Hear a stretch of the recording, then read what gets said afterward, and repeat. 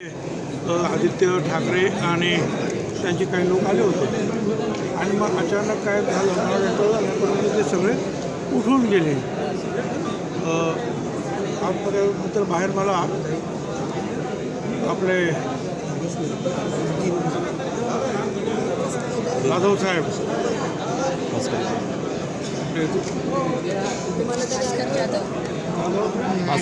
भास्कर जाधव साहेब अरे म्हटलं तुम्ही काय गेलात बाहेर, कारण तुम्ही बाहेर जर गेला तर शपथ नाही घेतली सभागृहामध्ये तुम्ही कामकाजात कसं काय भाग घेणार.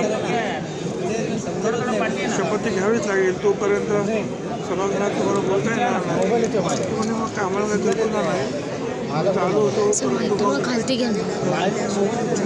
नाना फुडोळ्यांचं वगैरे सगळे बाहेर गेले. आता एक आहे कदाचित ते उद्या ते शपथ घेतील आणि उद्याही शपथ नाही घेतली तर मग जे अध्यक्ष निवडले जातील त्यांच्या चेंबरमध्ये सुद्धा ते शपथ घेऊ शकतात. पण त्यांचं म्हणणं आहे का ईव्हीएमवरती आमचा संशय आहे, मरकटवाडीमध्ये जी काही घटना घडली त्याचा निषेध म्हणून आम्ही बघितलं. ठीक आहे, पण मग एकच दिवस ना आजच रोज तर करता येणार नाही. जर सभागृहामध्ये भाग घ्यायचा असेल तर त्यांना शपथ घ्यावीच लागेल, तरच ते सभागृहामध्ये कामकाजामध्ये भाग घेऊ शकतात. आज नाही तर उद्या, आणि उद्या नाही तर मग अध्यक्ष जे निवडले जातील त्यांच्या चेंबरमध्ये. अशी घटना याच्यापूर्वी कधी झालेली आहे का आणि किती संविधानिक दृष्टीने किती योग्य वाटतं असा निर्णय? मला आता आठवत नाही आहे. मी 85 पासून या विधानभवनात आहे. मला असं काही आठवत नाही. शपथ घेतात आणि नंतर मग काय जेव्हा कामकाज सुरू होतं त्यावेळेला जो काही आपल्याला ते काही बोलायचं असेल, निषेध करायचं असेल ते काही. सर, अजित पवारांना क्लीन चिट मिळालेली आहे. विरोधकांचा आरोप आहे की सत्तेत आल्यानंतर शपथ घेतल्यानंतर अशा प्रकारे क्लीन चिट. त्याचा काय प्रश्न आहे, तो कोर्ट आहे, ते कोर्टाने सोडलं त्यांना. नाही, पण विरोधक असं म्हणतात की सत्ताधाऱ्यांकडे सर्व यंत्रणा आहेत.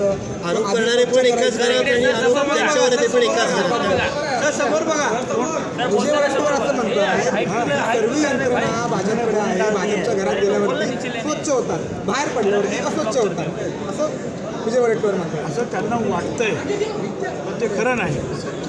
कोर्ट आहे आणि कोर्टाने त्यांना जर निर्णय दिला असेल त्यांना कोणते असेल तसं काय तुम्ही घेऊ शकता.